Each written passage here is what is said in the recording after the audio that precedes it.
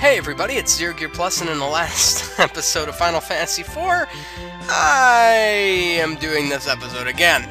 Before I even get to the last episode stuff, I need to address something, and that is that I have recorded this episode once already. And only I was using the wrong mic at the time. So, that's that.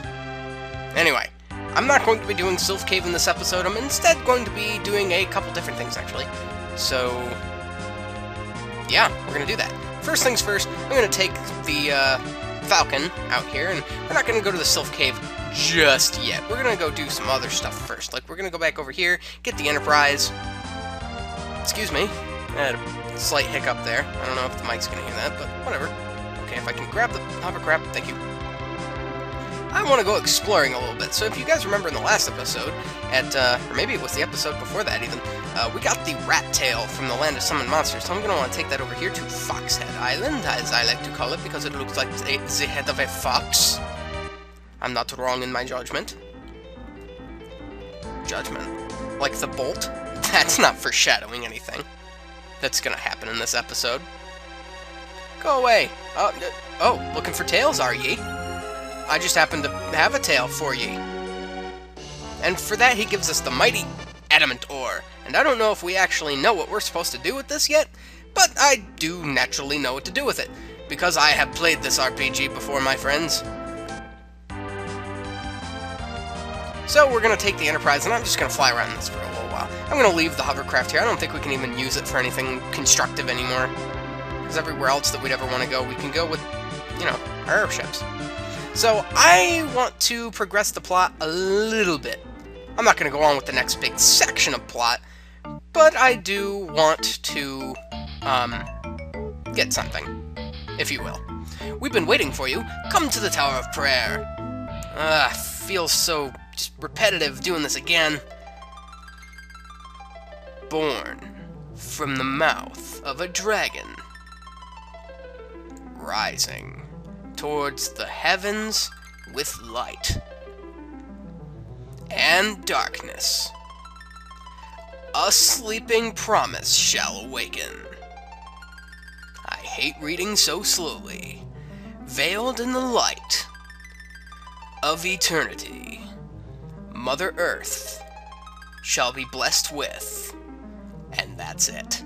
Because for whatever reason, this translation of the game got chopped. Pray, everyone, for the coming of the light. Yes. That sounds very simple now, does it not?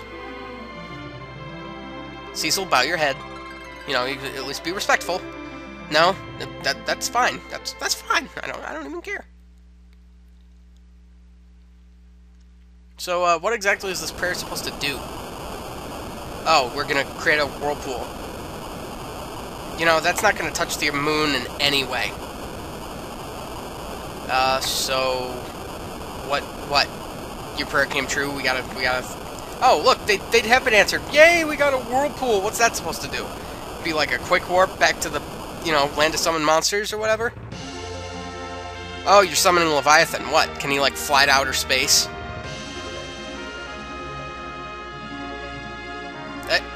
Whoa. That is not Leviathan. And what's more, it's very shiny. Gaw likes shiny things. Or Gao, however you pronounce it. I say Gaw, but that has absolutely nothing to do with this game, does it? That must be the legendary Vessel of Light, the magical ship, otherwise known as the Lunar Whale. And for whatever reason, don't adjust your set, guys, but, apparently the music doesn't quite work here. I don't know why, but it doesn't. So that's a thing. While I was praying, a voice came to me. It whispered, "Come, Cecil, come to the moon. So much to tell you about your father."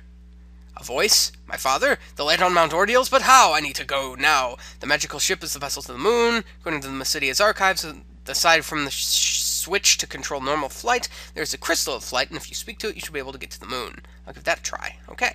So we walk out, and we walk onto the world map. No sound. The game's running, everything's fine, there's just no sound. So, I don't quite know if that's a bug, or something. But in any case, we have the lunar whale now. I'm going to be calling it that, not the magical ship. That's too Final Fantasy 1. And I do like how, like, the legend is born from the mouth of a dragon, and at least this section of Mysidia actually looks kind of like a dragon. So, I think that's pretty cool. So now we're going to want to go back to the underground. With the Enterprise, though, and flying over lava, how did we manage this? Well, if you guys remember, when we came down here the first time, Sid said that he'd make some temporary repairs and then go back up to the surface to coat the hull with mithril. So now we can fly over lava with the Enterprise, so we don't have to, like, go and switch out for the Falcon to come back down here. And I kind of like that. It's a nice touch. So, we have that adamantite, or adamantium, or adamant, as it would say in our inventory. So we're going to take it over to here. Oh, Kokoro. And in the American releases, it's Kokol. So, that's just a thing. I don't think we've ever been instructed to come here, but I want to do it now anyway. This is the house of the best blacksmith in the world, Master Kokoro. Lolly. The master's lost his will to work and does nothing but sleep. Lolly. Well, let's see if I can perk him up. But not before getting a Soma drop, which raises your, max MP by 10. Hello. I'm not making any more swords. Well, why is that? Failure. Oh, you're a failure just because you can't find some stupid rock that seems very familiar? That might have something to do with the fact that I actually have some, so I don't know what to do with it, so you take it. It's just weighing down my inventory. I'm alright, and thanks. I'll make that sword of yours bet... What sword? Oh, the legendary sword. I was hoping we get this thing upgraded. It's been long since no longer useful. I mean, like... Remember, like, what game ever gives you the best sword, you know, like, a legendary sword, like, fully powered up? I mean, like, there's the Master Sword in Ocarina of Time, but that wasn't the best sword in the game. And, like, then other Zeldas, and it's like, you can always make the best sword in the game, supposedly, better. I don't understand.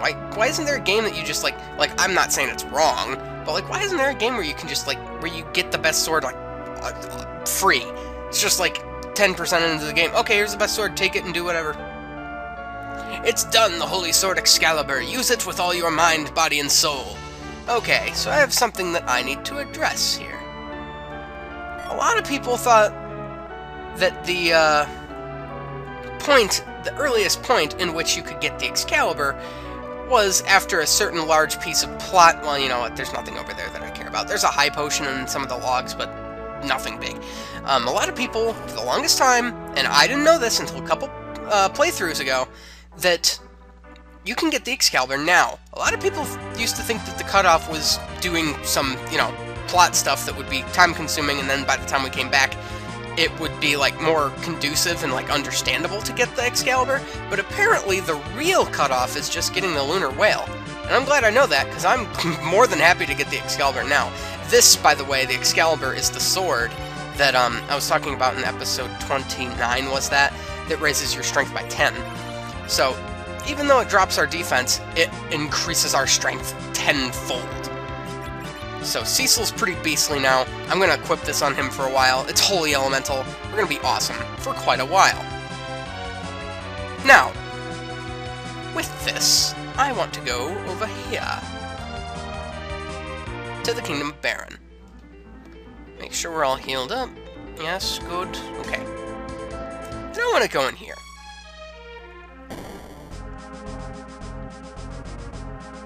We're not going to do the Sylph Cave just yet. This episode's probably going to end after this, but I just kind of wanted to break away and get something done. While we're already, you know, Eidolon hunting, might as well just cross one more off our list.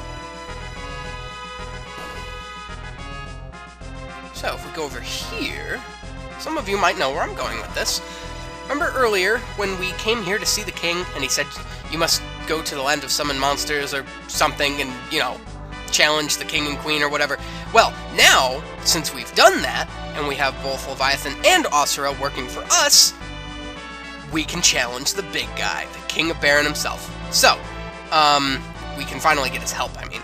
But before doing that, I'm going to want to, change some things around, so I'll be right back. Okay, so, basically what I wanted to do here was, oops, I wanted to equip Edge with his Thunderclaws, and you're gonna want to do a little bit of praying.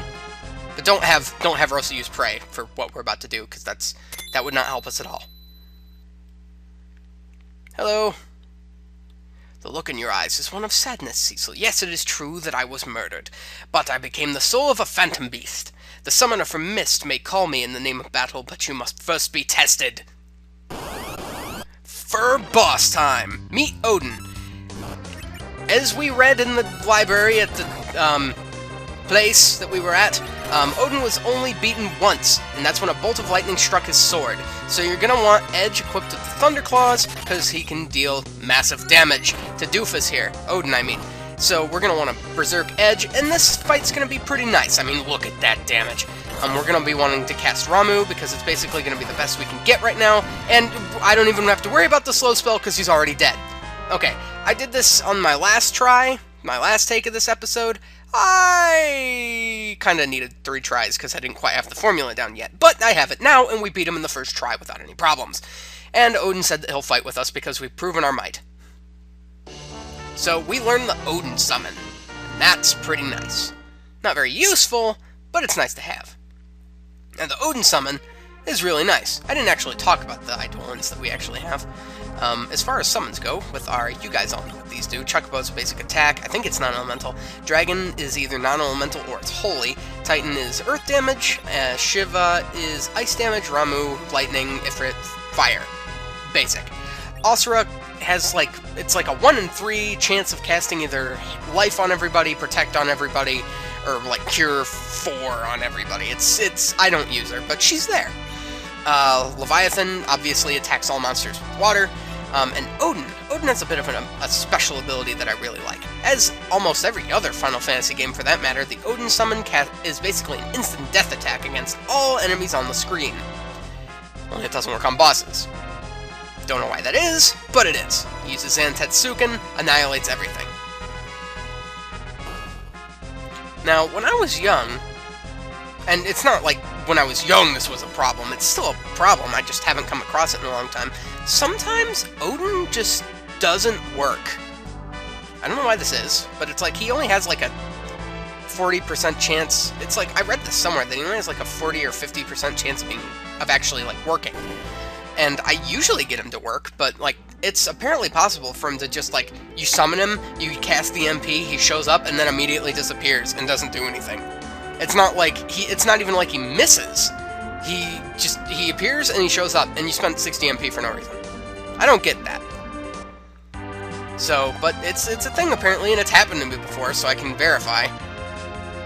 But it hasn't happened in a long time. I always used to think that it was like, for me, like the restriction and like the cutoff was like, he doesn't work on the moon, because that seemed to be what happened to me. But in recent, playthroughs of the game, I realized that just wasn't true. So, and now we're going to end the episode here, guys, after getting some stuff done. And now, in the next episode, we're going to actually take on the Sylvan Cave, like I promised in the last episode, and gladly didn't follow through. So, if you like this video, I would suggest that you click the like button. Also, be sure to hit the annotations on the video so you can see the previous episode and the next episode if you're watching this in the future. So, I don't even know why I paused there, but this is ZeroGear Plus signing off, and I will see you guys in the next episode. Do not forget to subscribe. Bye now.